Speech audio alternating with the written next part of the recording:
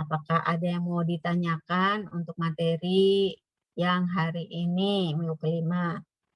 Atau Ibu harus baca satu-satu ini? Ibu share screen, terus menjelaskan satu demi satu. Kalau mau langsung tanya jawab juga boleh kok. Seneng Ibu, kayak di kelas 4 SK1 itu minggu kemarin itu full satu hari 2 SKS isinya tanya jawab semua. Ibu nggak sempet share sama sekali ya, karena banyak pertanyaan, banyak pertanyaan. Dan apa? Ya kita diskusi, sharing aja gitu.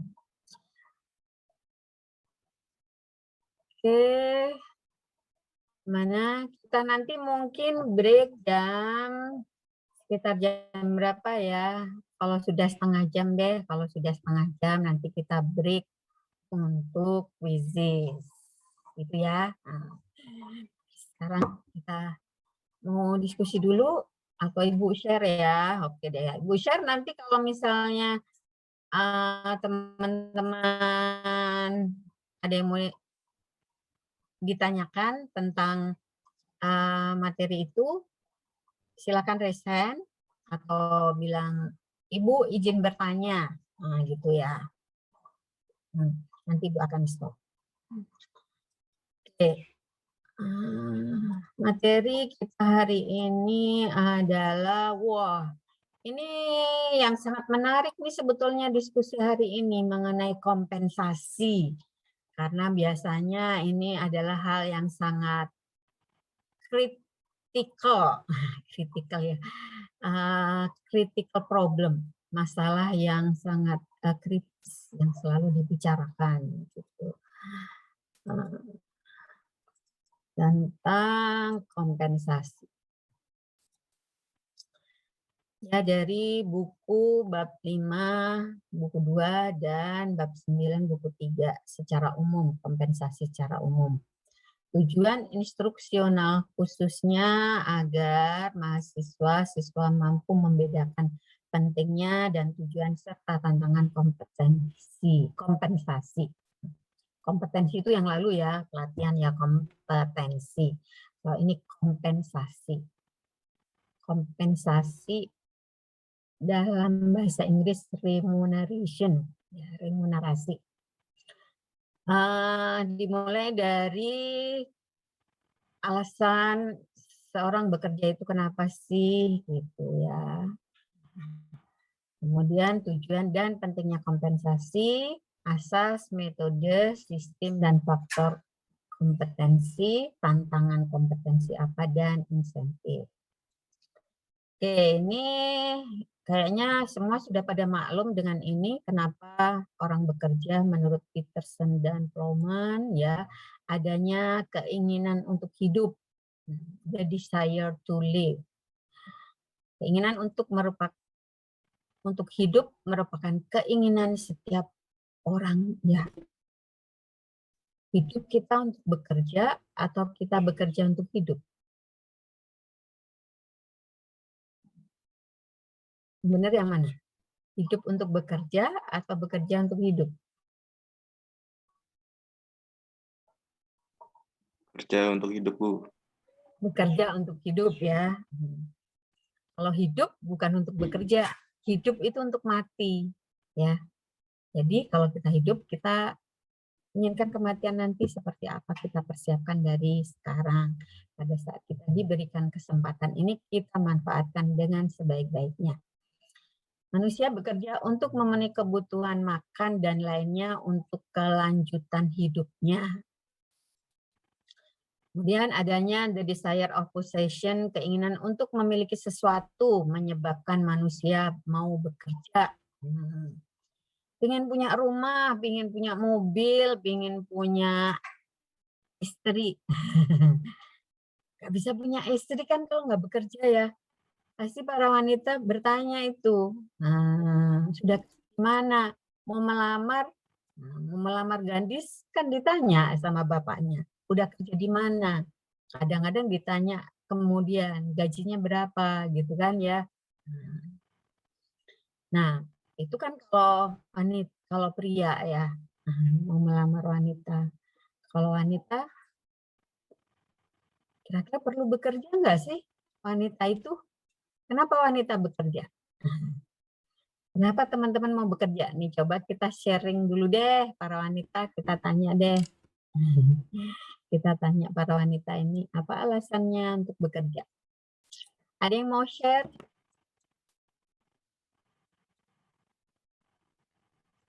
Izin Bu, Ya, silakan. Mbak siapa ini? Nyoman Ria Dewi. Oke, Mbak Nyoman. Pendapat kenapa wanita itu harus bekerja, karena menurut saya saat dia sudah memiliki keluarga dan misalnya kan kita nggak tahu Bu ya apa yang akan terjadi di depan, misalnya suaminya itu udah nggak ada atau meninggalkan keluarganya, jadi keluarga itu tetap bisa hidup gitu karena wanitanya juga bekerja. Selain itu dia itu terlihat independen, dan kalau menurut prinsip saya kalau kita mau memberikan orang tua atau keluarga sendiri itu uang, itu lebih baik dari diri sendiri bukan dari pihak suami atau laki-laki gitu Bu. Oke, luar biasa. Tangan ya untuk ini Nyoman Ria Sugian Dewi ya. Wanita bekerja untuk bisa lebih punya kemandirian ya, kalau memiliki kebutuhan, ingin membantu keluarga dari uang sendiri, tidak dari uang ya. Oke, ada lagi yang lain yang mau sharing? Mana para Kartini 4 SK2 nih. Nah, Kartini 4 SK2. Siapa ya? Ibu belum pernah dengar suaranya. Oh, izin Bu.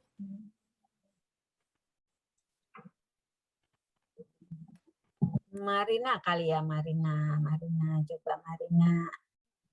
Ya Bu. Marina, kenapa? Menurut saya kenapa perempuan itu harus bekerja, mungkin kalau dia bekerja itu lebih dipandang lebih baik daripada yang tidak bekerja gitu Bu. Sebenarnya sama kayak yang tadi sebelumnya dibilang Ria gitu.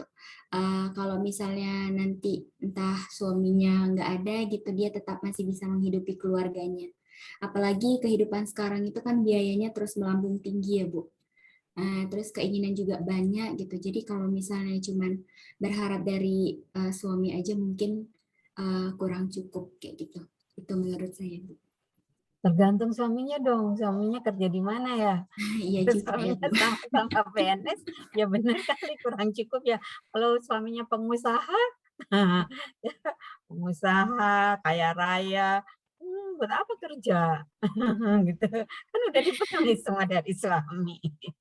Tapi lebih tadi ya, keinginan untuk dipandang orang ya, dengan bekerja ada nilai tersendiri. Tapi jangan dibilang loh bahwa wanita yang tidak bekerja di rumah tidak ada nilainya, ya.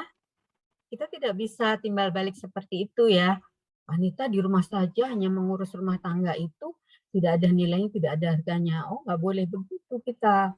Kita harus ingat ibu kita yang mengasuh kita, mulai menggendong kita di dalam perut sang ibu ya, kemudian melahirkan, kemudian mengasuh kita, mengajari kita untuk berjalan, mengajari kita untuk makan, mengajari kita untuk mandi, mengajari kita semuanya ya.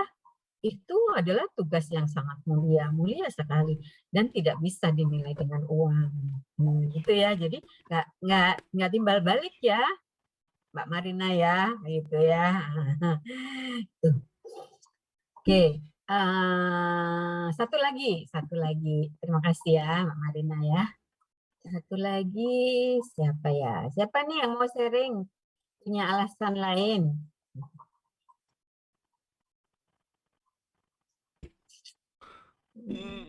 Siapa lagi?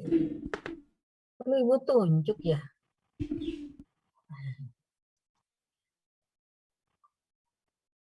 Rindu deh, rindu. Iya, Bu. Mbak Rindu. Alasan saya atau perempuan itu harus bekerja, menurut saya mungkin lebih ke apa ya? Pertama mungkin untuk pemenuhan kebutuhan yang akan di masa depan itu akan terus bertambah. Terus nggak tahu ya Bu, saya pengennya jadi wanita karir aja. Menjadi wanita karir. Kenapa jadi wanita karir?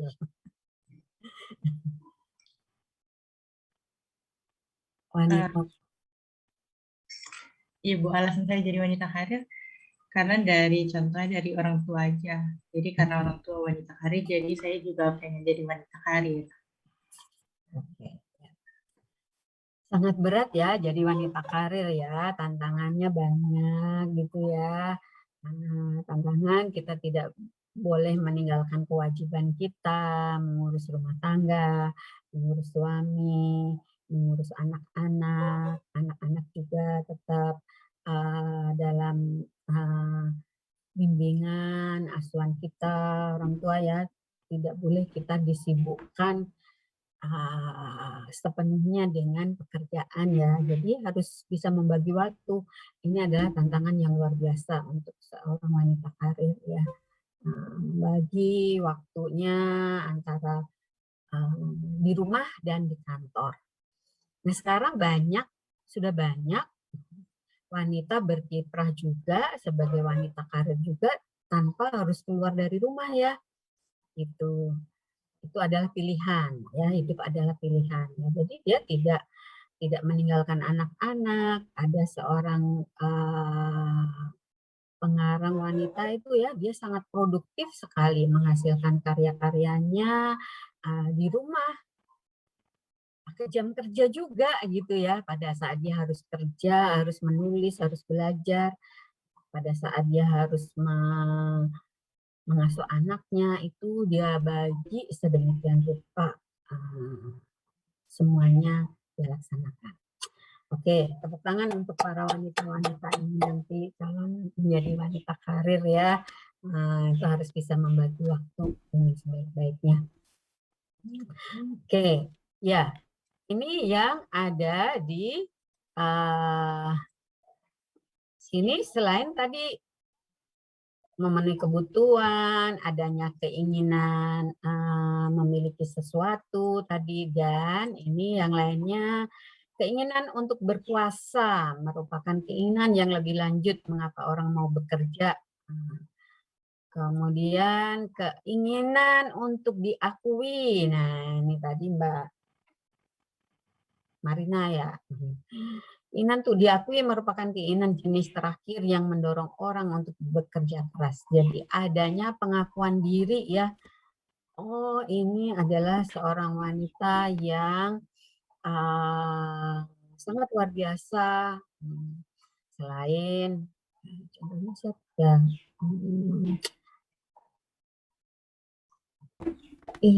Ibu Menteri Kesehatan yang sebelumnya, Nila F. Muluk ya. Nah, beliau adalah seorang dokter ya, seorang dokter. Sebelumnya pun suaminya adalah seorang menteri ya. Kemudian beliaunya juga bisa berkarir dan mengurus rumah tangga dengan sebaik-baiknya. Nah, ini bisa dicontoh para wanita-wanita ini ya. Nah, ini adalah kebutuhan mengapa orang bekerja selain untuk memenuhi kebutuhan fisik, kebutuhan pokok, kebutuhan primer ya, makan, minum, tempat tinggal, keamanan. Nah, nanti kalau teman-teman punya gaji, ini adalah kebutuhan utama teman-teman semuanya. Gaji buat apa? Buat makan, minum, dan tempat tinggal. Bukan gaya hidup ya. Karena sekarang itu tren anak sekarang itu gaya hidup. Nggak punya apa, nggak apa-apa. Yang penting hidupnya gaya. Nah, gitu. Ada yang seperti itu.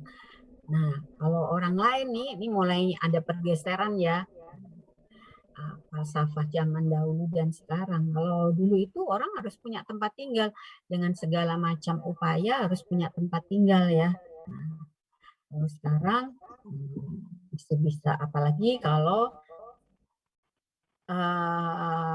tempat bekerja kita mungkin akan berpindah-pindah, ya. Kalau akan berpindah-pindah, kita beli di satu tempat, nanti nggak taunya dipindah lagi, gitu.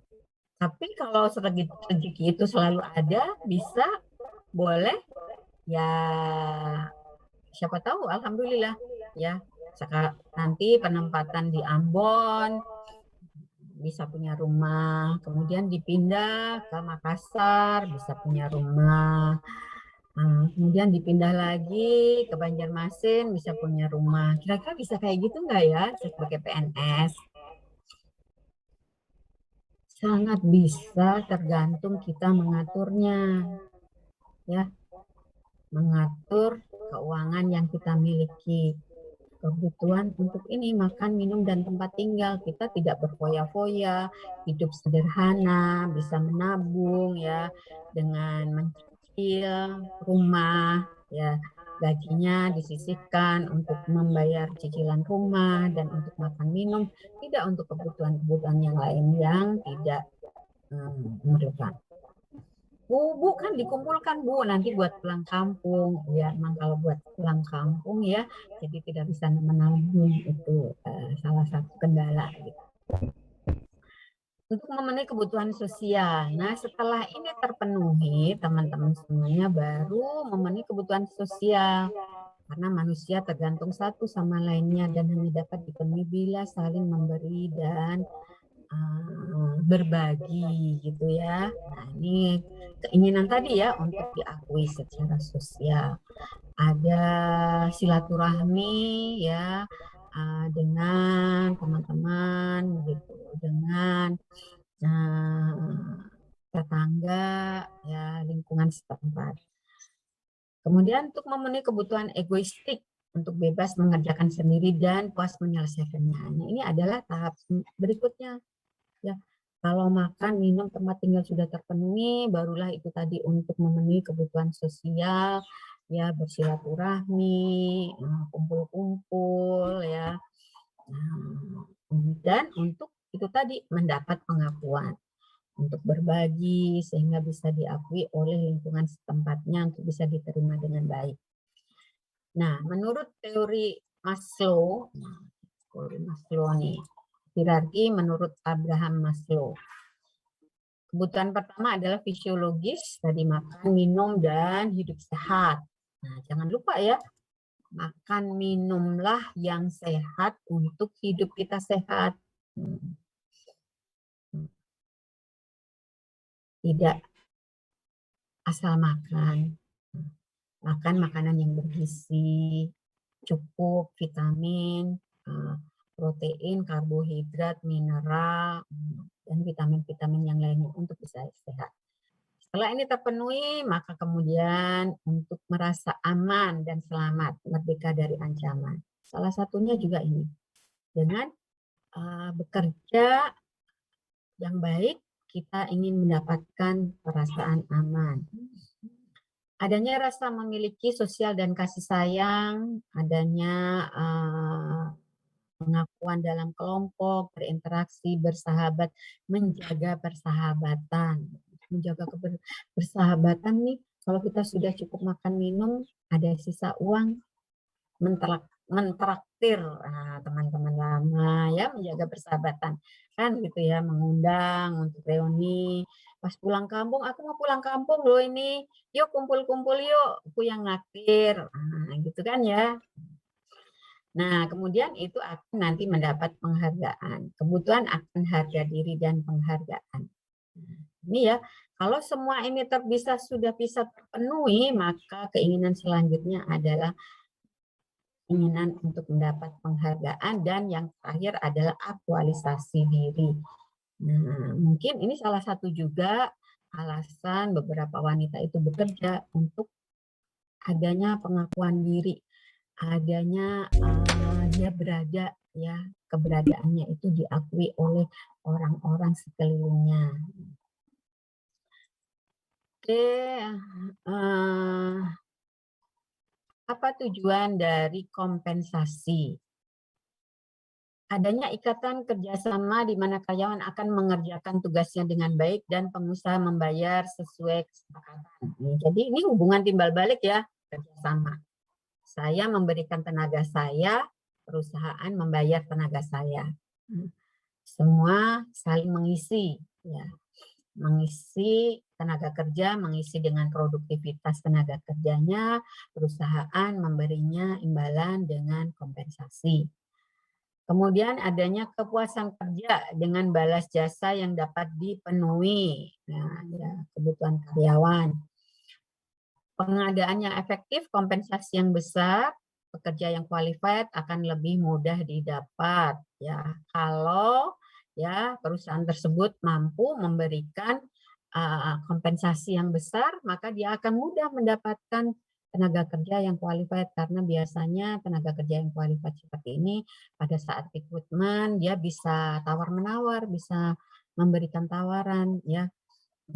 Saya memiliki kemampuan A, B, C, D, E, F, G, H yang melebihi dari yang dia persyaratkan. Dengan pastinya dia akan bekerja semaksimal mungkin menggunakan kompetensi yang dia milikinya untuk kemudian mendapatkan imbalan kompensasi yang lebih besar. Adanya motivasi, bila kompensasi cukup, sangat mudah untuk memotivasi karyawan. Nah, ini salah satu dari memotivasi tenaga kerja adalah dengan memberikan kompensasi yang setimpal pastinya ya. Tapi buat tenaga kerja, saya pesan kepada teman-teman semuanya ya, kita jangan tergantung motivasi kita terhadap kompensasi, apalagi bekerja di pemerintahan, kan udah tahu ya gaji kita kecil sebagai PNS. Gaji pokok kita golongan 3A itu sebesar berapa ya? Sekitar 2,5-3 juta saja ya. Sementara kalau di swasta bisa lebih dari itu, karena UMR kalau di DKI sudah 4 jutaan ya. Gitu.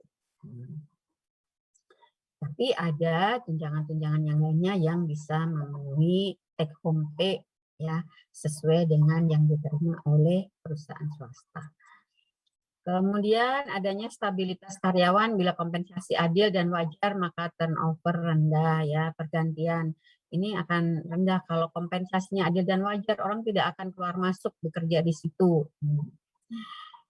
Adanya disiplin, kompensasi besar maka disiplinnya tinggi. Nah, orang kalau diberikan insentif yang besar, ya pasti akan lebih disiplin. Adanya pengaruh serikat buruh, bila kompensasi memadai dan adil, maka pengaruh serikat buruh menjadi kecil dan karyawan dapat berkonsentrasi ke pekerjaan. Pastinya kalau kebutuhan karyawan tercukupi dari gaji dan upahnya, dia tidak akan protes ya. Nah, biasanya protes itu melalui serikat buruh. Ya. Jadi tidak banyak tuntutan dari serikat buruh.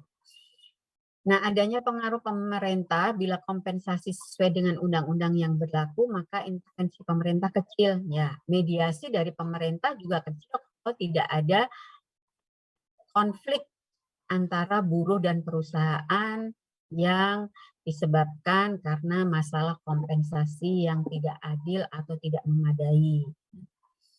Maka kalau ini tidak bisa diselesaikan oleh perusahaan, pastinya pemerintah akan turut campur tangan. Kalau kompensasi sudah dipenuhi sedemikian rupa, maka ya tidak perlu lagi campur tangan pemerintah.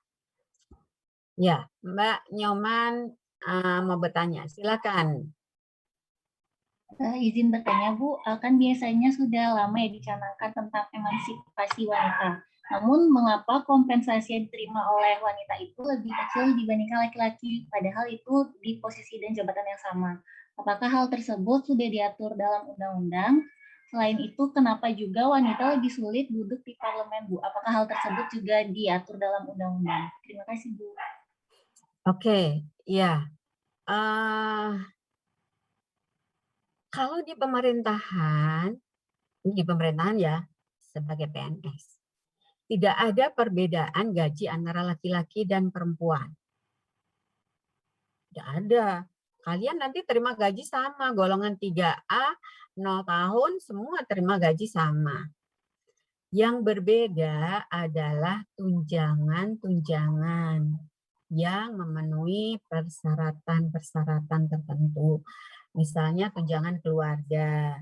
Nah, kalau tunjangan keluarga, kalau dia suami, ya, maka tergantung nih ya. Nanti sebetulnya di materi berikutnya, tapi nggak apa-apa kan pertanyaannya di sini. Kalau suami istri PNS, maka hanya salah satu saja yang boleh dibayar tunjangannya, nggak boleh double, ya. Tergantung mau ikut siapa, mau ikut istri atau mau ikut suami, gitu. Biasanya ini orang main strategi, kalau pangkatnya suami lebih tinggi, ya sudah ikut suaminya. Tapi kalau pangkat istri, pangkat dan jabatan istrinya lebih tinggi, ya ikut istri. Contohnya misalnya ini kalau Mbak Nyoman kan lulus nanti golongannya 3A ya.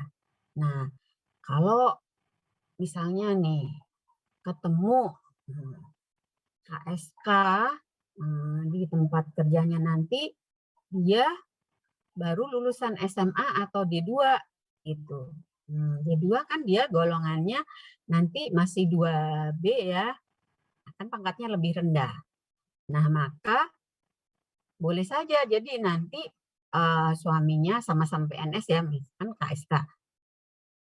Ya sudah, kalau berkeluarga nanti didaftarkannya adalah ikut istri. Nah, suami didaftarkan ikut istri. Suaminya jadi bujangan. Jangan terus.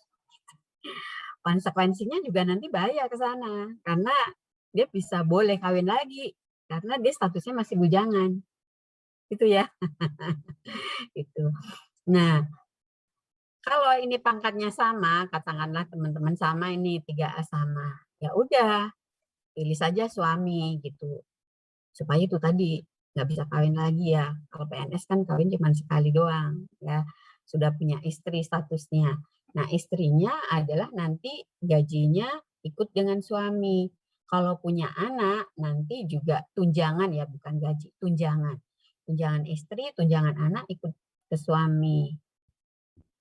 Nah, istri yang menjadi bujangan, dia tidak boleh mendaftarkan suaminya di situ. Nggak boleh dibayar lagi tunjangan suami. Kan dia udah dapat gaji dari pemerintah. Itu ya. Jadi yang membedakan adalah itu laki-laki dan perempuan kalau di pemerintahan ya. Jadi tunjangan karena kewajiban suami adalah menafkahi istri dan anak dan itu dibayarkan oleh pemerintah walaupun nilainya kalau istri hanya 10%. Jadi kalau gaji kalian 2.500.000 atau 3 juta, berarti harga seorang istri cuma 300.000 ya. Gitu. Anak hanya 2% saja gitu ya. 2% apa 1% itu ada di situ. Itu ya. Nah, pertanyaan berikutnya kalau di swasta, bagaimana? Ibu tidak punya pengalaman ya di sana di swasta, apakah membedakan jenis kelamin laki-laki dan perempuan? Ya. Kayaknya sih enggak juga, nggak ada perbedaan laki-laki dan perempuan. Yang membedakan adalah jenis pekerjaan. Nah, jenis pekerjaan itu nanti ada materi berikutnya ya, jenis pekerjaan, produktivitas kerja, itu yang mempengaruhi kompensasi, besarnya kompensasi. Ya. Pekerjaannya sama.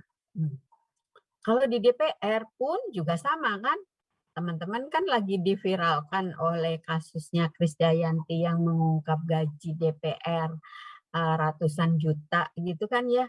Ya itu ternyata ya kan diterima sama laki-laki dan perempuan. Nah, tentang persentase wanita di parlemen, kayaknya ada aturan undang-undangnya, tapi Ibu tidak tahu persis di undang-undang nomor berapa gitu ya. Ada Nah, biasanya juga wanita sendiri ya, wanita sendiri kan tidak banyak yang ingin terjun di kancah perpolitikan gitu ya. Nah, wanita lebih senang di bidang-bidang yang lain kan gitu. Tapi juga sudah mulai banyak ada anggota DPR, siapa ya Ibu, namanya depannya pakai PP, orang Bandung itu ya. Dia jadi anggota DPR sudah puluhan tahun gitu ya, mulai dari DPRD sampai DPR. Popong Ibu. Ya, betul. Heeh. Ya Ibu Popon ya, Pon sampai dari muda sampai beliau sudah usia lanjut gitu, masih aktif gitu di sana. Jadi lebih kepada jenis pekerjaan ya, Mbak Nyoman ya, bukan gender ya. Nah, kita sudah emansipasi wanita, jadi sudah diakui sebetulnya kita sudah setara semua, cuman ya memang kadang-kadang masih ada wanita-wanita yang ya karena tidak kewajiban wanita untuk menghidupi keluarga kan, masih kewajiban seorang ibu. Oke, cukup Mbak Nyoman. Sedikit bertanya Bu, tadi kan Ibu bilang ikut suami atau ikut istri tentang tunjangan. Misalnya di tengah jalan tiba-tiba mau diganti itu Bu, ikut istri atau ikut suami, misalnya tiba-tiba suaminya naik pangkat tinggi gitu. Itu gimana Bu? Apakah bisa atau enggak? Emang ditentuin dari awal gitu?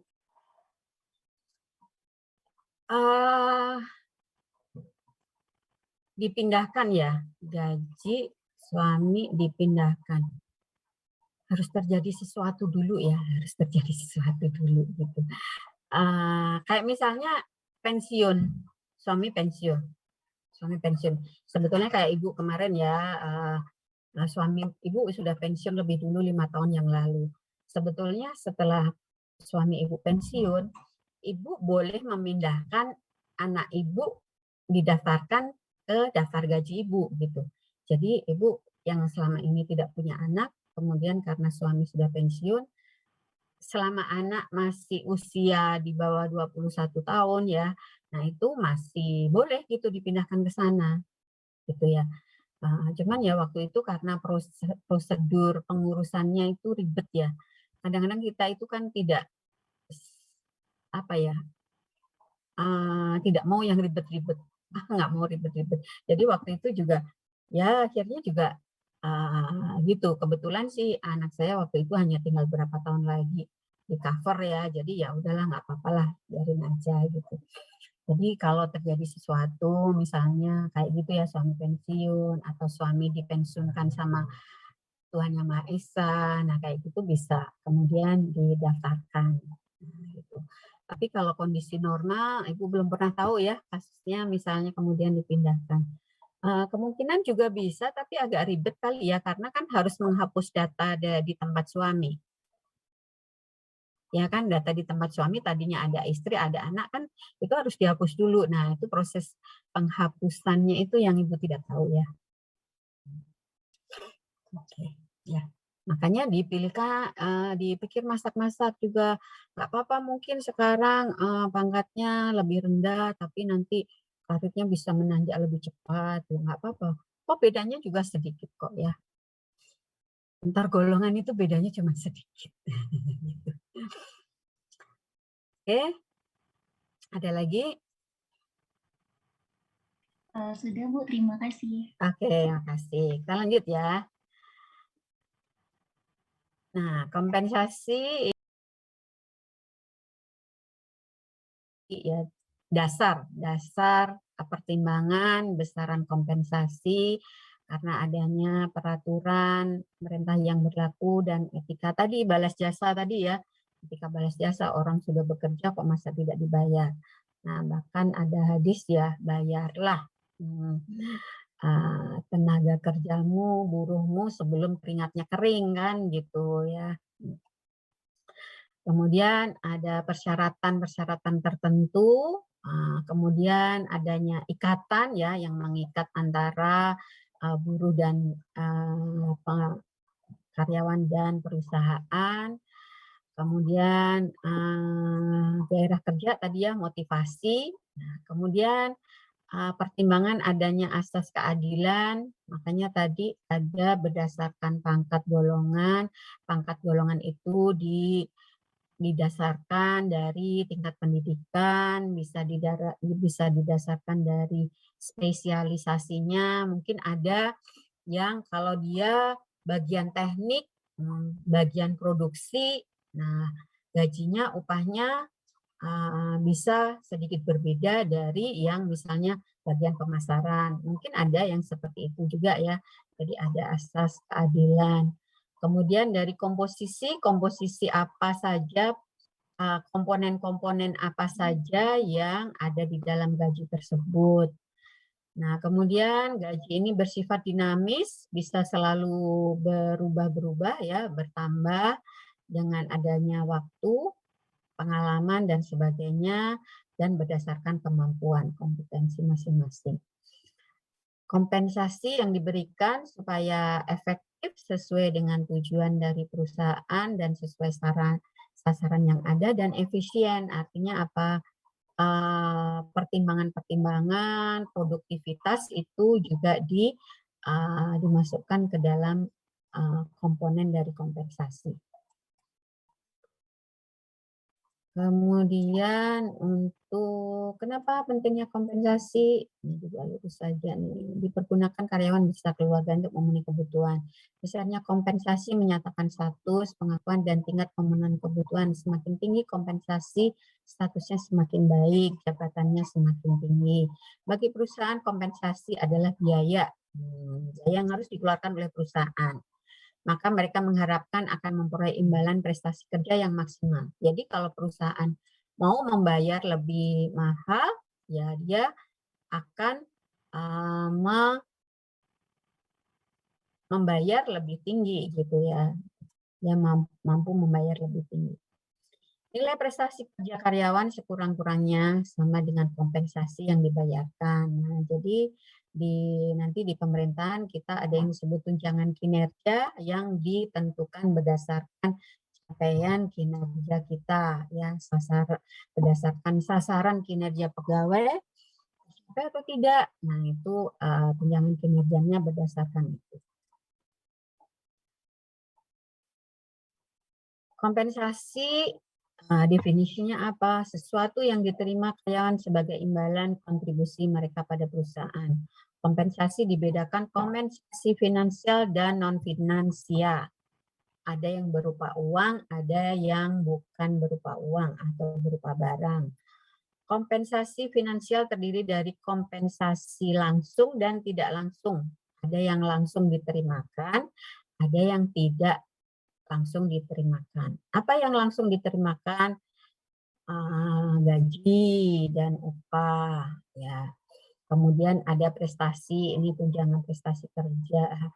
Ada pembayaran insentif, bonus, komisi, bagian dari keuntungan, atau biasanya kalau misalnya ini perusahaan bergerak swasta, ada saham yang diperjualbelikan, ada keuntungan yang masuk di situ ya. Jadi ada pembagian saham misalnya di akhir tahun ya. Nah, itu bisa menerima berapa, biasanya pakai perjanjian ya, perjanjian pada saat rekrutmen.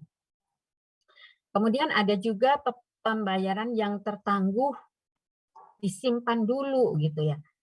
Jadi sebetulnya ini adalah diberikan langsung, tapi nanti dibayarkannya kalau sudah pensiun, namanya tabungan hari tua. Jadi ini seperti yang kita untuk PNS ya, untuk PNS kita sebetulnya mendapatkan gaji sekian, tapi kita simpan ini untuk nanti kita terimakan kalau kita sudah pensiun. Itu adalah tabungan hari tua. Atau ada saham kumulatif. Sementara kompensasi tidak langsung, ada proteksi-proteksi ya, misalnya di perusahaan yang sangat berisiko tinggi ya, untuk proteksi keamanan dan keselamatan kerja. Kemudian juga ada asuransi, ada pesangon, ada pembayaran anak sekolah, pensiun yang berbeda dari sini ya. Ini adalah nantinya diterimakan nanti. Kemudian kompensasi di luar jam kerja. Nah, ini ada lembur, ada hari besar, cuti sakit, cuti hamil. Kalau di swasta ini dibayar. Kalau ada hari besar atau cuti sakit, cuti hamil, dibayar. Tapi kalau di pemerintah kita tidak dibayar, malah dipotong ya teman-teman. Karena apa? Tidak masuk. Karena kita tidak masuk kerja. Kalau kita tidak masuk kerja, maka kita tidak bisa menghasilkan tadi ya, tidak produktif. Nah, prestasinya kita tidak ada. Nah, prestasinya tidak ada. Jadi kan tidak dibayarkan. Bukan dipotong ya, tapi tidak dibayarkan. Kemudian juga ada fasilitas rumah dinas. Walaupun ada pembayaran uang sewa ya rumah dinas, tapi ruang sewanya itu kecil ya, tidak sepadan seperti harga di pasaran. Ada biaya pindah atau maupun kendaraan transportasi. Nah, kalau pindah atas keinginan sendiri mengajukan pindah, maka dia tidak akan dibayarkan uang pindah. Tapi kalau penugasan ya dimutasi maka akan dibayarkan uang pindah. Oke, ini ada yang bertanya Mas Yudhistira. Yudhistira, bukan Yudhistira. Dimas ya? Yang resen. Ya, Bu. Yang Rizky ya, Rizky ya. Ya, Bu. Ya, silakan Mas Rizky. Dimas dulu, Bu. Dimas dulu ya. Iya. Dimas, tanganmu kenapa hitam begitu habis pegang-pegang apa Dimas? Biar sama dengan kulit aslinya, Bu, hitam. Oh, gitu. Ya, ya. Oke, nggak kelihatan. Silakan Dimas. Oh iya, Bu, izin bertanya, Bu. Kalau ini kan ketika PNS sudah kuliah lagi atau tugas belajar, kan gaji yang diterima tidak penuh ya, Bu? Ya. Nah, nanti untuk menghidupi selama di tempat dia kuliah, misalkan kalau di luar negeri itu, apakah ada pengganti dari yang dipotong itu, Bu, atau tetap cuma di ini aja gitu, cuma gaji pokoknya aja? Itu sih, Bu.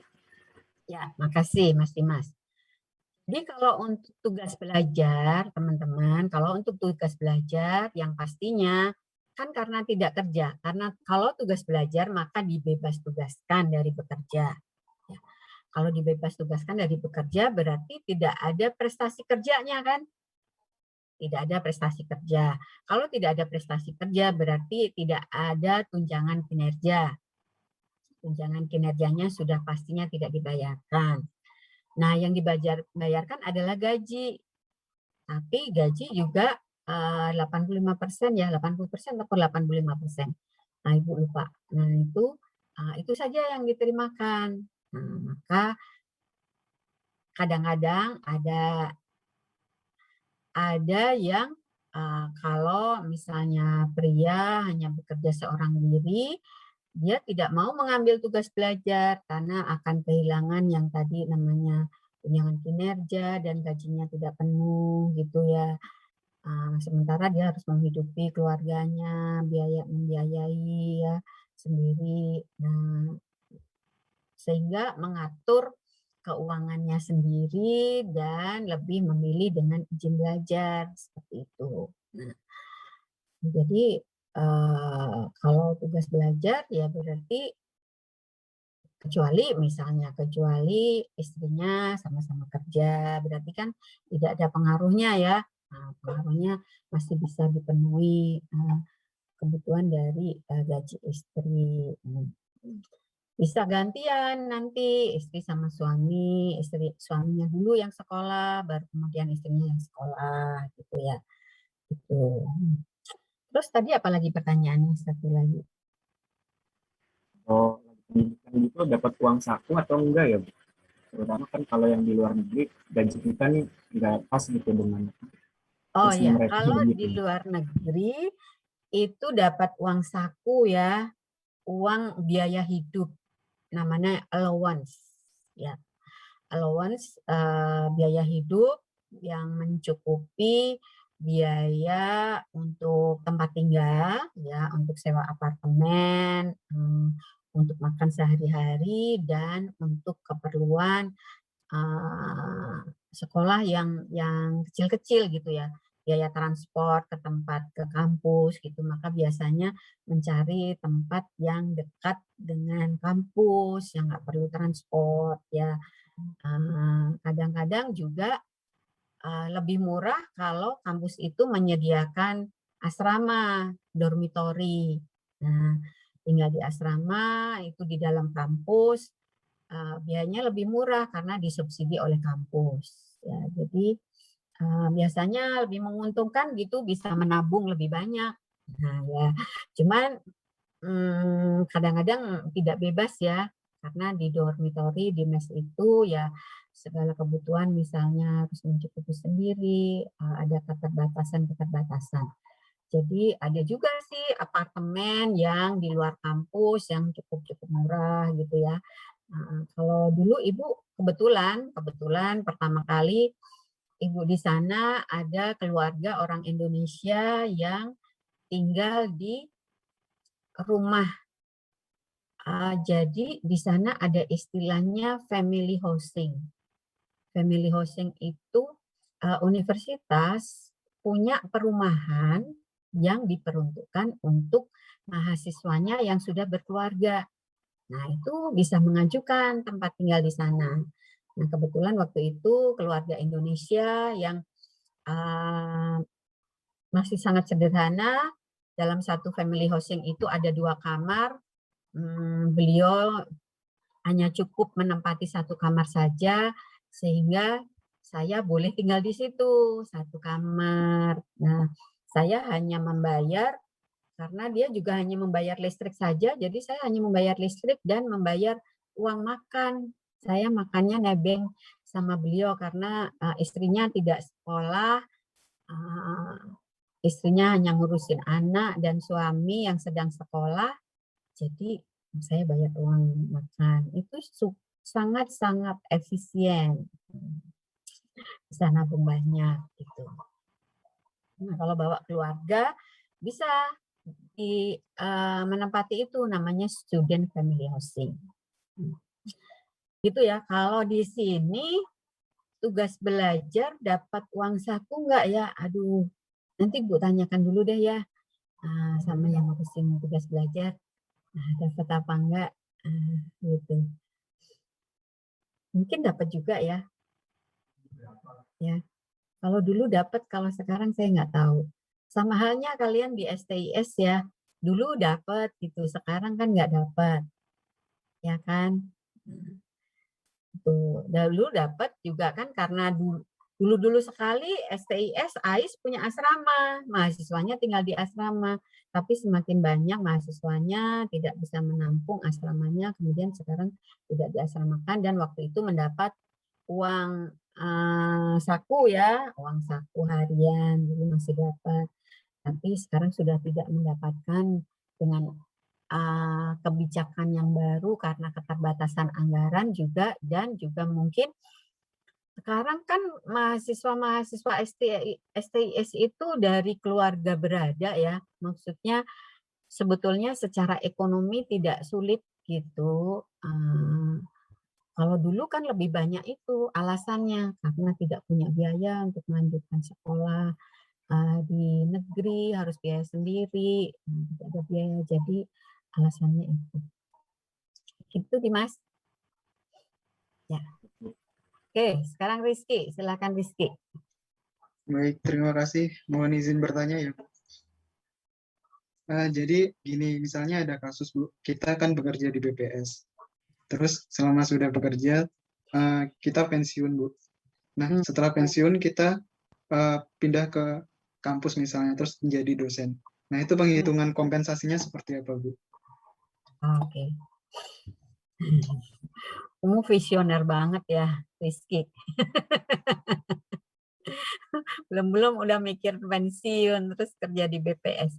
Kompensasi. Siapa tahu nanti dari teman-teman ada yang mau jadi dosen, Bu. Oh gitu ya. Kalau kalian mau jadi dosen, kalian mencapai prestasi yang tinggi dulu supaya nanti ditempatkan di pusat, dan di pusat itu ya jadi dosen gitu. Biasanya orang-orang yang pinter-pinter itu langsung jadi dosen, kayak Pak Agung ya. Pak Agung itu lulus STS langsung jadi dosen, Ibu Ekaria ya. Ibu Ekaria, Pak Agung, apa lagi ya? Pokoknya kalau kalian prestasinya tinggi ya, nah itu bisa langsung jadi dosen gitu. Nah, kalau sudah pensiun,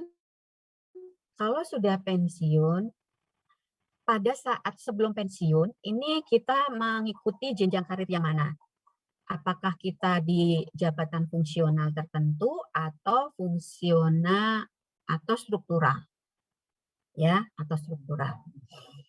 Nah, untuk bisa menjadi dosen, ada syarat-syarat yang harus dipenuhi dulu untuk bisa beralih dari fungsional lain ke fungsional dosen.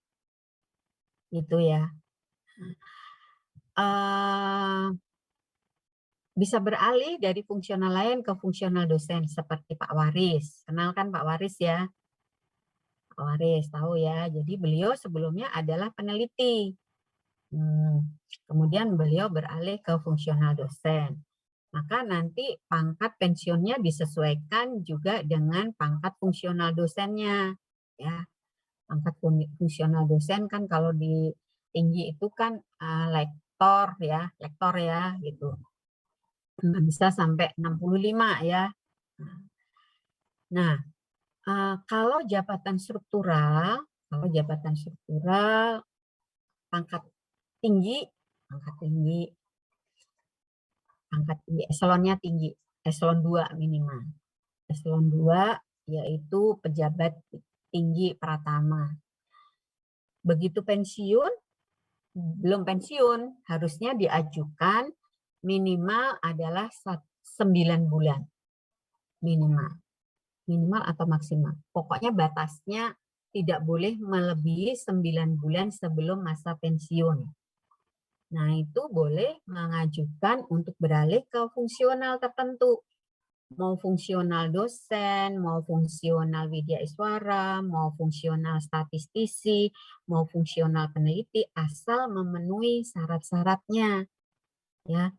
Jadi kalau fungsional dosen kan harus ada syaratnya, dia harus ada pengalaman dalam mengajar. Demikian juga untuk widya iswara. Harus ada pengalaman mengajar. Sudah pernah mengajar atau belum? Mengajar berapa lama gitu ya. Nah, itu ada mengumpulkan nanti angka kreditnya dan nanti alih fungsi gitu ya menjadi dosen. Selama untuk pejabat tinggi pratama yang eselon 2 tadi alih fungsinya menjadi dosen, selama belum mencapai batas usia pensiun, nah kompensasinya ya masih digaji sesuai dengan gaji, upah, dan tunjangan fungsional dosen. Itu ya, selama belum memasuki masa pensiun. Nah, tapi ada yang harusnya sudah pensiun, tapi masih diminta mengajar di STIS, tetap sebagai dosen melanjutkan. Karena apa? Karena belum ada penggantinya. Itu kan kemarin di materi pengadaan pegawai itu kan seperti itu ya. Jadi selama misalnya belum ada penggantinya, maka masih bisa mempekerjakan yang purna tugas. Nah, kompensasinya berbeda. Dia sudah tidak mendapatkan upah dan gaji karena sudah mendapatkan uang pensiun. Terus honor ngajarnya bagaimana? Dibayarkan sesuai dengan, kalau ini di dosen hitungannya adalah SKS. Berapa SKS beliau? 1 SKS itu honorariumnya berapa? Nah, itulah kompensasinya. Gitu ya. Nah, seperti ibu kan tugas utama ibu adalah widya iswara. Upah gaji tunjangan ibu sebagai fungsional widya iswara. Tunjangan kinerja ibu juga sesuai dengan prestasi ibu sebagai widya iswara. mengajar pendidikan dan pelatihan, PNS. Itu adalah tugas PJS Suara. Di luar dari itu, seperti sekarang ini Ibu mengajar di STIS, Ibu dapat kompensasi juga. Kompensasinya dihitung dari tadi, honorarium dosen mengajar berapa SKS. Gitu. Ya. Itu kompensasi tambahan karena di luar dari tugas pokok dan fungsinya, karena tugas pokok dan fungsi Ibu sebagai PJS Suara. Demikian juga dosen-dosen yang dari BPS, karena beliau jabatannya fungsional statistisi. Tunjangannya adalah tunjangan jabatan fungsional statistisi. Tunjangan kinerjanya dihitung dari prestasi dia mengerjakan tugas pokok fungsinya sebagai statistisi. Nah, mengajar kan bukan tugas pokok sebagai fungsional statistisi, maka diberikan kompensasi untuk mendapatkan upah itu tadi, ya, upah, insentif, honor tadi ya, honorarium selaku tadi sebagai dosen sesuai dengan hitungan SKS-nya. Itu Mas Rizky. Jelas? Jelas Bu, terima kasih banyak Ibu. Oke, ya. Baik, ada lagi nggak? Bu, boleh izin bertanya, Bu? Boleh, Ika. Iya, Bu. Mau nanyanya kalau misalnya nanti kita sebagai pegawai BPS gini, Bu, biasanya kan untuk cewek itu kalau misalnya menikah sama orang yang luar negeri itu misalnya ikut suami gitu ya, Bu. Apakah nanti di pekerjaan yang bakal dipensiunkan atau pisah gitu? Maksudnya pisah LDR gitu, Bu. Makasih, Bu. Wah, ini visioner juga. Pacarmu orang bule nih, Mbak Ika. Belum ada sih, Bu. Belum ada. Kalau misalnya ya kayak Mbak Ika, Pak Nyoman ini di Bali kan sana banyak ya orang dari luar negeri gitu ya. Kalau masih tetap hidup di sini, tidak mengenal siapa suaminya dari mana, asal suaminya bukan pegawai negeri, dan Anda masih tetap mau bekerja di BPS, dan nanti kalau punya anak dan suami pun boleh didaftarkan di situ sebagai suami. Ya, mendaftarkan artinya apa? Anda melaporkan perkawinan Anda. Tapi kan suaminya udah WNI nih. Ya, WNI kan, udah WNI. Melaporkan suaminya nih. Siapapun nama suaminya, Michael kayak ya, Leonard kayak siapa gitu. Ya didaftarkan nih. Ada kartu istri, kartu suami, nanti Anda menyerahkan fotokopi buku nikah gitu ya. Pokoknya lapor gitu. Kalau Anda menikah kan harus lapor nih kantor ya. Lapor jadi sebagai suami, nanti dapat itu tunjangan suami, punya anak dapat tunjangan anak gitu. Nah, kalau sekarang suaminya di luar negeri, nah gimana nih? Ya tergantung. Kalian mau berhenti dari BPS, kalau berhenti berarti ada permintaan mengundurkan diri dengan hormat. Kalau mengundurkan diri dengan hormat, ada syarat-syaratnya juga. Kapan kita boleh mengundurkan diri dengan hormat? Setelah kerja sekian puluh tahun, boleh. Sebelum usianya sekian tahun, itu boleh. Ya. Nah, usianya, batas usia boleh mengundurkan diri dengan hormat, kalau tidak salah 50 tahun deh, kalau nggak salah ya. Itu. Nanti itu kita bicarakan di batas usia pensiun gitu ya, materi berikutnya. Nah, kalau belum mencapai itu mengundurkan diri, ya udah mengundurkan diri saja, nggak dapat pensiun, nggak dapat apa-apa gitu ya. Nah, bahkan kalau mengundurkan diri masih jauh di masanya itu hanya menerimanya berapa persen gitu ya. Kan kalau pensiun tuh 60% ya. Nah, ini mungkin hanya berapa persen ya, 30% kalau tidak salah. Nah, pensiun 75 ya, pensiun 75%. Nah, itu di bawahnya itu hanya terima berapa. Nah, kalau kita, apakah Anda mau keluar? Ya, saya lebih enak dong hidup di Amerika gitu ya. Saya keluar saja dari PNS. Ada konsekuensinya. Masa ikatan dinas Anda sudah habis atau belum? Kalau masa dinas Nah, masa ikatan dinas Anda itu kan 2N+1 ya, kalau tidak salah, 2N+1. Anda kuliah 4 tahun, berarti 10 tahun, 2N 9 tahun. Berarti setelah 9 tahun itu baru bebas. Itu adalah Anda membayar dari tadi ya, imbalannya tadi, dari Anda sudah disekolahkan, Anda bayar dengan tenaga Anda selama 2N+1, itu 9 tahun. Maka tidak perlu mengembalikan. Nah, kalau baru kerja 1 tahun atau 2 tahun, Anda ingin mengundurkan diri, ya Anda harus membayar ganti rugi. Ganti rugi yang sudah dikeluarkan oleh negara menyekolahkan Anda selama 4 tahun di STIS. Ya, nah itu ada TGR-nya, tuntutan ganti ruginya ya, sekian berapa gitu ya, berapa ratus juta gitu. Nah kalau suami emang dari luar negeri dan berpenghasilan banyak, kaya raya, itu mah nggak masalah gitu ya, bisa saya bayar gitu, nggak masalah, saya tinggal di luar negeri.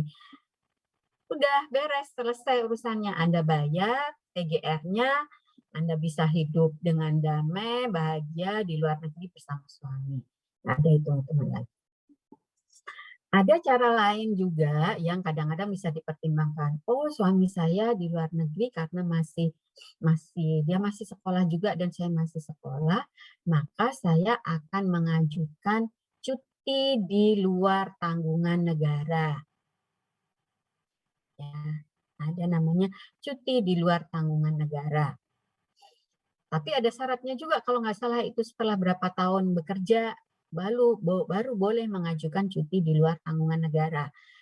Artinya Anda apa? Anda berhenti sementara sebagai PNS, tidak mendapatkan gaji sama sekali.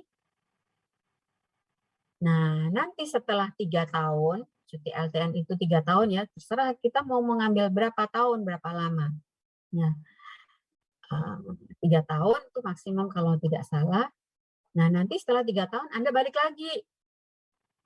Nah, balik lagi juga tidak mudah, karena tergantung formasi. Kalau masih tersedia formasi, pemerintah masih mau menerima, Anda bisa diterima kembali. Masuk lagi. Nah, dapat gaji lagi seperti biasa prosesnya. Nama Anda tadinya belum dihapus dari direktori PNS. Berbeda dengan tadi, kalau berhenti, udah dihapus gitu ya. Nah, bisa itu kalau selama masih ada formasi, masih diperlukan, di mana ya yang masih memerlukan ini, itu masih bisa dipekerjakan kembali. Ada banyak kasus yang seperti itu, teman-teman ibu ya, yang tadinya sekolah di luar negeri, kemudian di sana dapat suami, suaminya bukan bule juga, sama-sama orang Indonesia yang ada di luar negeri, karena masih sekolah melanjutkan doktor. Dokter kan harus 5 tahun, jadi belum bisa pulang. Nah itu sementara seperti itu, cuti di luar tanggungan negara. Setelah suaminya selesai pulang, nah dia pulang kembali lagi bekerja. Gitu. Itu Mbak Ika. Baik Bu, terima kasih Bu. Iya, oke. Jadi pertimbangkan ya, nanti kalau ketemu bule, nah bulenya mau tinggal di sini atau tinggal di luar negeri, Anda dibawa ke luar negeri, Anda masih punya hutang TGR nggak ya, beasiswa gitu. Nah, harus ada komitmen juga berdua, oh TGR saya belum selesai, saya harus sekian tahun lagi bekerja. Jadi kalau mau, kamu tinggal di sini dulu, di Indonesia dulu gitu ya. Setelah sekian tahun, setelah TGR saya, setelah masa ikatan dinas saya selesai, nanti saya baru ikut kamu ke luar negeri. Nah, gitu. Anda bisa keluar dari PNS. Itu Mbak Ika. Baik. Ya, sudah jam 8.43. Kayaknya waktu kita untuk break dengan quizzes ya, teman-teman semuanya. Oke ya. Siapkan, silahkan login di quizzes. Nah, Ibu share. Oke.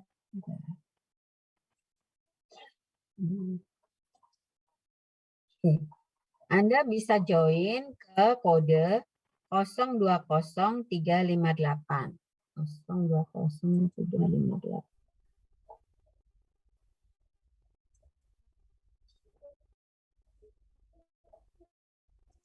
nih. Ini teman-teman 020358. Tuliskan nama ya, nama kalian, nomor absen dulu, terus di bawahnya nama. Namanya nama depan aja, nggak usah lengkap.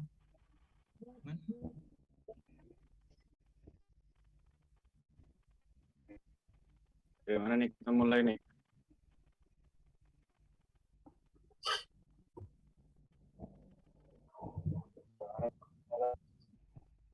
Soalnya tidak sulit, jawabannya yang sulit. Soalnya tidak sulit, jawabannya tidak sulit. Satu pertanyaan waktunya 20 detik.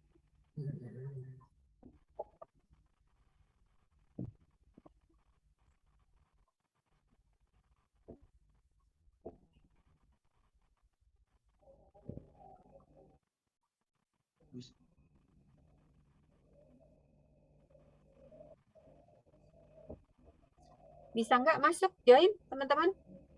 Saya nggak bisa, Bu. Katanya nggak valid kodenya. Oke, sebentar ya. Kali mungkin Ibu harus ulang kali ya. Sebentar.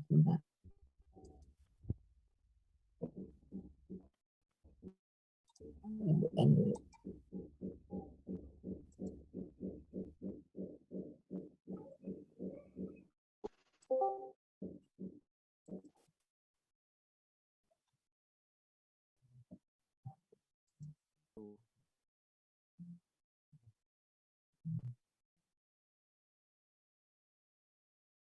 Cek. Sinyal gue jelek banget. Sinyal gue jelek banget. Oke, mungkin dicoba ini ya. 370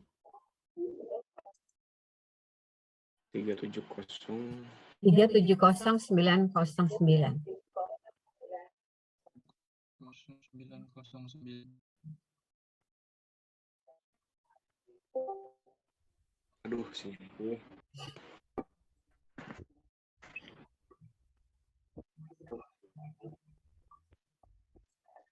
Nggak bisa ganti nama.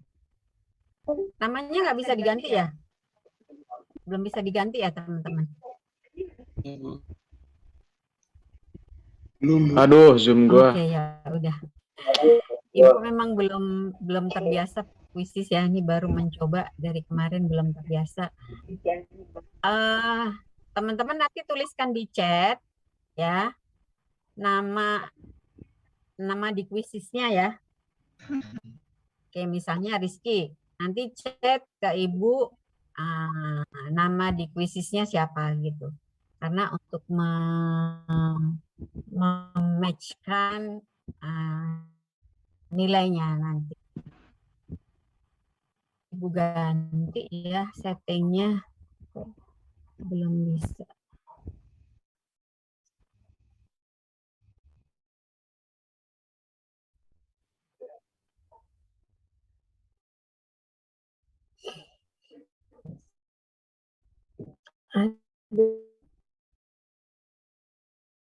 Gus Popi.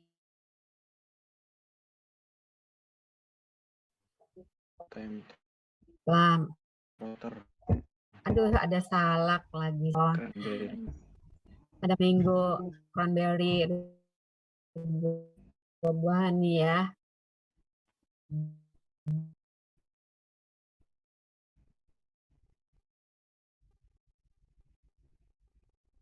Buat usaha pencet Taruh keluar Zoom aku ya. Asli, pomegranate. Tahu nggak pomegranate? 5 ya. 5. Berapa nanti itunya kodenya? Sapote. 370-909. Sudah semua kah?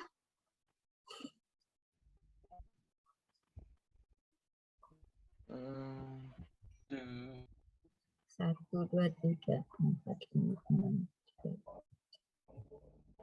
Kurang 5 orang lagi, Bu.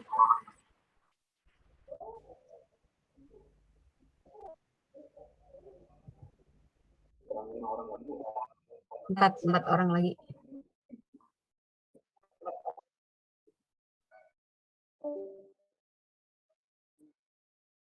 Langsung tuliskan di chat ya nama Anda.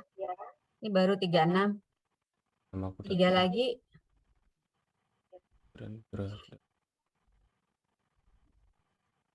Piska sudah gabung, Piska sudah join.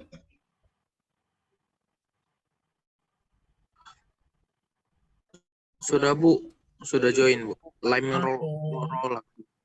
Oke.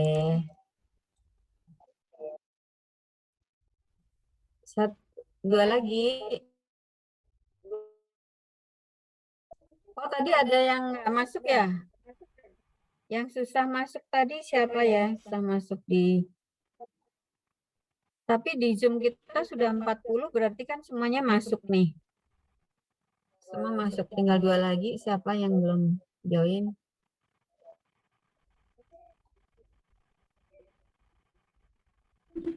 Tolong kemurahan hatinya teman-teman. Ahmad Ibnu Kasir sudah join? Sudah Bu, baru masuk. Oke.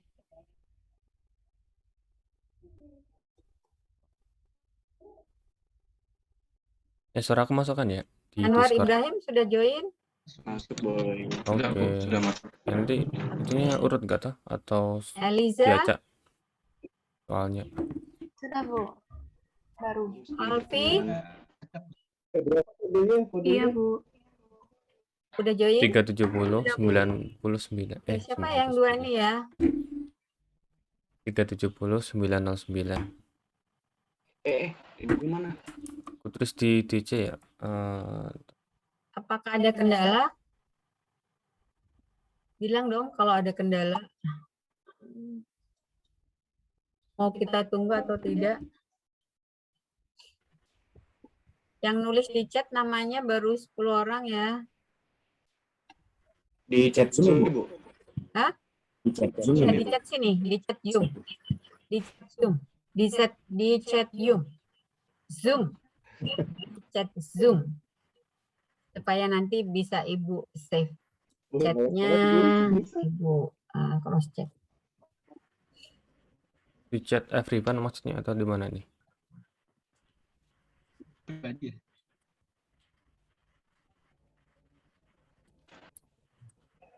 Boleh pakai nomor absen juga.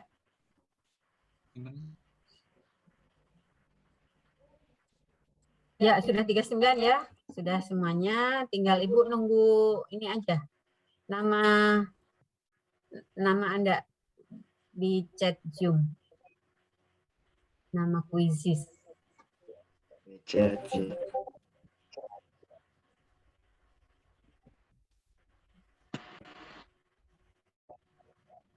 Baru 39 lagi.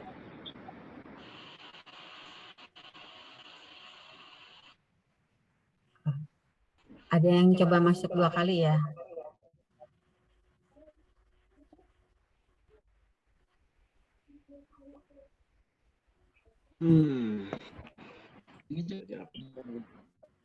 Oke.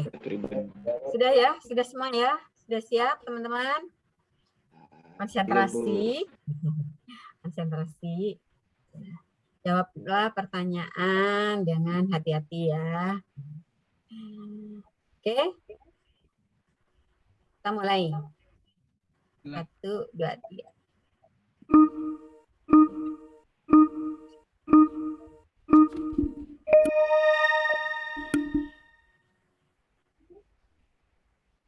Pengadaan karyawan, job analisis ya. Umum salah satu cara. Fungsi manajemen.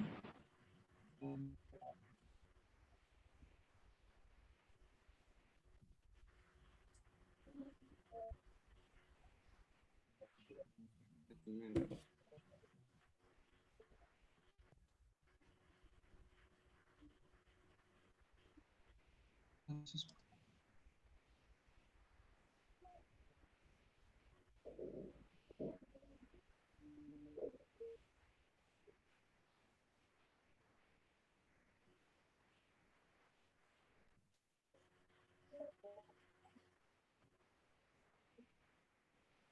Kompensasi tidak langsung.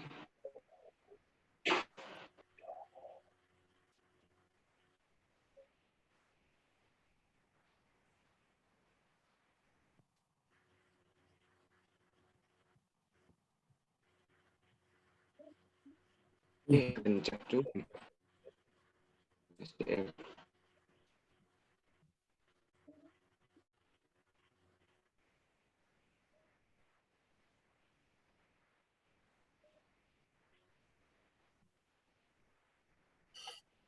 Iya, aku aja, aku aja. Goji di urutan pertama digeser lagi sama aku aja.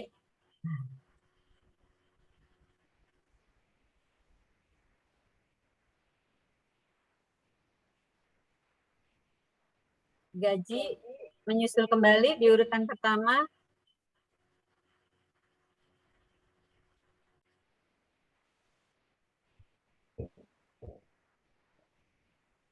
Oh, gaji perfect nih. 10 benar semua.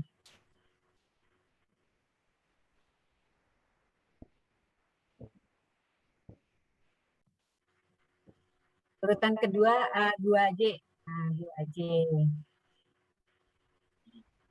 Menunggu.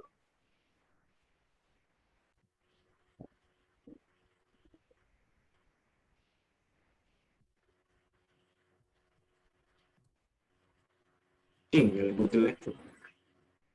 Kita atas siapa nih? Lari ke atas. Iya. Waduh, nilai gue jelek. Emosi. Jadi Discord-nya berguna nggak sih? Ya, Tidak sih.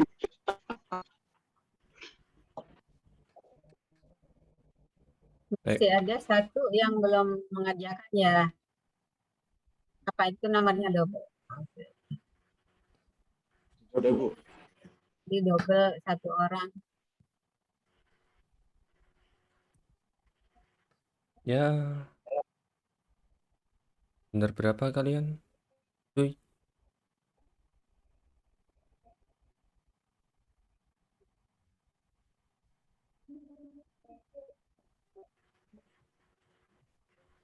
Ada satu yang kendala ya. Yang satu yang kena kendala ya. Kali ya.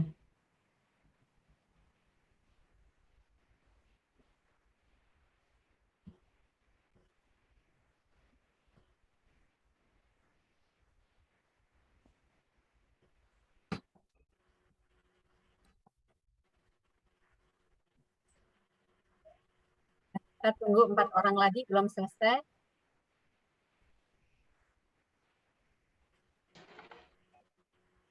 Mana tau Bu?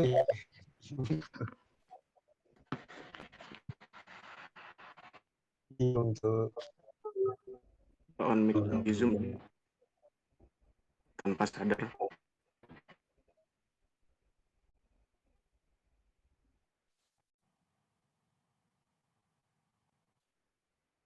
Nama lain MSM 2 orang lagi.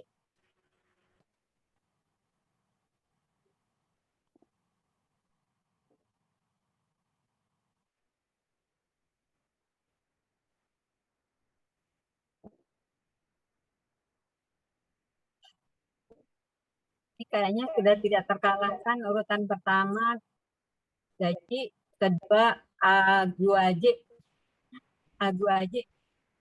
Ketiga si kubis. Nah, cabbage, Athena.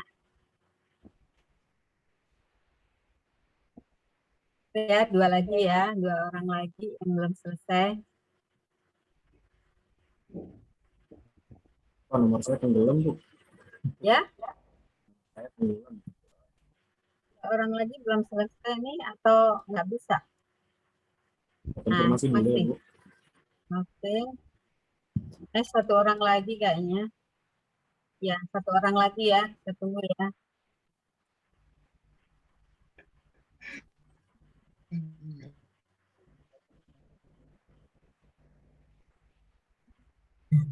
Safron nih, Safron. Gimana nih Safron?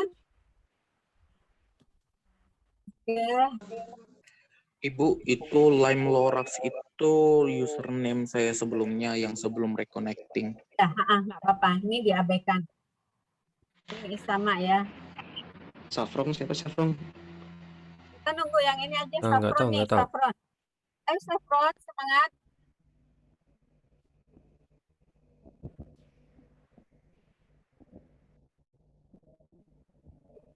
Ya, satu lagi ini Safron ini. Oh, 4 sih. Tadi siapa sih ngebalap? Sinyal lu susah banget ya.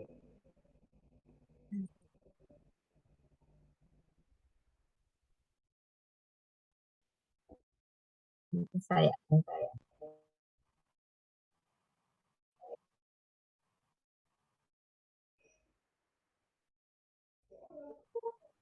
Oke, belum. Ayo Safron, ayo Safron.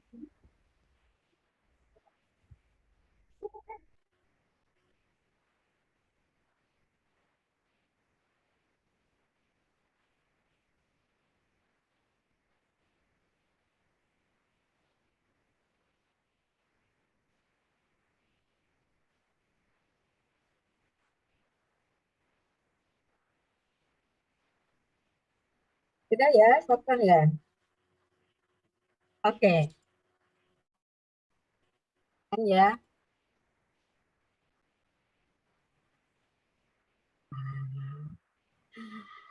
Baiklah, teman-teman semuanya.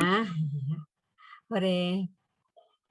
Juara pertama, Goji Dedalus. Raise hand dong. Goji, nama siapa ya? Fiska. Wah. Luar biasa, Fiska. Mantap kali, Fiska. Ya, jawaban kamu benar semuanya dan nilai tertinggi 7950. Yang kedua, aku aja. Siapa aku aja? Nyoman Ria. Oke.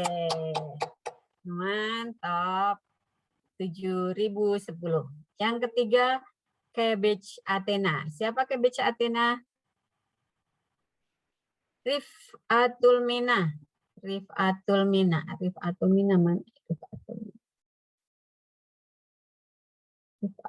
Mina. Oh, oke. Oke. Selamat untuk 3 pemenang. Ya. Dan Ibu kasih hadiah. Hadiahnya pulsa berapa? 50.000 aja ya. 50.000. Tuliskan di chat nomor HP dan nama ya, nama dan nomor HP. Untuk yang juara 1, Barusan 2, gue di 3 Zoom saja nggak ya. ngomong kasar. Kalau enggak nanti gue tekor dong. Ya, juara 1, 2, 3 aja. Silahkan tuliskan di chat dan nanti Gimana kan? ya sebelum jam 10 mudah-mudahan Ibu sudah bisa. Boleh Suara gue mau anjir bocor masuk ke sini. pulsa, Telkomsel, Simpati, XL, Yang pas ngomong apa tadi? atau apapun ya, atau Ada cowok ngomong kasar nggak? OVO juga boleh. Minta diisikan Lupa OVO sih. boleh. Tuliskan aja mau Excel, Simpati, OVO, nah gitu ya. Aku enggak sih. Tulis di chat. Sampai juara 5. Nilainya beda ya. 3 aja tekor Ibu kalau 5. 3 aja. Kalau Ibu tadi mau minta nanya, 5, boleh? kalau tadi minta 5, Ibu boleh mau kasih 5, tapi nggak 50, 25. Dapat 4 tadi. Ya gitu. Gimana? Mau 5, tapi 25 atau 6. Jadi dibagi, ini tergantung yang 3 tadi. Gitu. Oke, kenapa Fiskal? Boleh dana nggak, Bu? Dana. Iya, Dana, dana. Ibu belum pernah ya? Caranya gimana? Gak tahu Ibu. Karena Ibu belum pernah pakai Dana. Bisa aja lah. Oke. Ya, sudah jam 9:05, jadi waktu kita sudah habis ya, teman-teman semuanya. Mudah-mudahan yang lainnya ini teman-teman sudah bisa pelajari sendiri ya, atau mau ada yang ditanyakan berikutnya Respon siapa setelah Anci? Oke, tak tanya.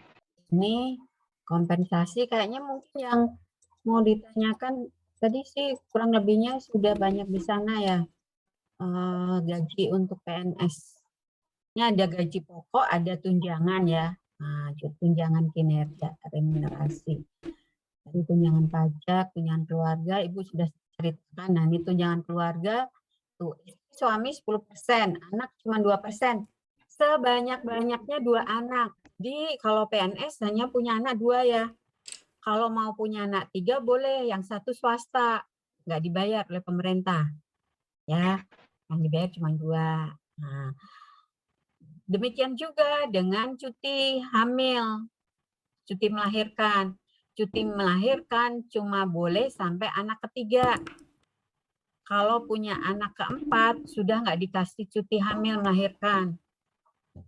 Jadi para wanita-wanita ini kalau melahirkan anak keempat, hanya boleh dengan cuti sakit setelah melahirkan. Cuti sakit kan 3 hari ya. Berarti pulang dari rumah sakit harus masuk kerja. Nah, gitu risikonya kalau punya anak 4. Nah, tapi biasanya wanita-wanita ini banyak akalnya. Banyak akalnya gimana? Biasanya yang diberi kesempatan tugas belajar, nah itu suka memanfaatkan sambil melahirkan anaknya yang keempat gitu. Kalau punya anak keempat, pas nanti punya anak pas lagi tugas belajar aja gitu, ada yang kayak gitu. Oke, tunjangan jabatan struktural dan fungsional, maka teman-teman nanti harus segera nanti memilih salah satu jabatan fungsional tertentu ya, apakah itu statistisi, atau itu peneliti, atau peranata komputer, atau yang lain-lainnya, arsiparis, humas, dan sebagainya, supaya mendapat tunjangan fungsional ini lebih besar daripada tunjangan jabatan fungsional umum. Gitu. Kemudian tunjangan kinerja BPS masih mengacu kepada Perpres nomor 99 tahun 2018.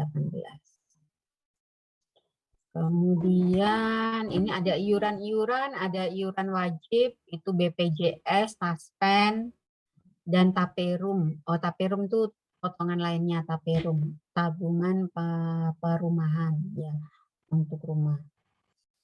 Kemudian ada pendapatan lain-lainnya di luar dari gaji, golongan 3 dipotong 5%, golongan 4 dipotong 15%. Jadi kayak dapat uang harian, uang lembur, nah itu ya dipotong 15% untuk golongan 4, golongan 3 5%. Jadi yang diterima hanya 95% gitu artinya.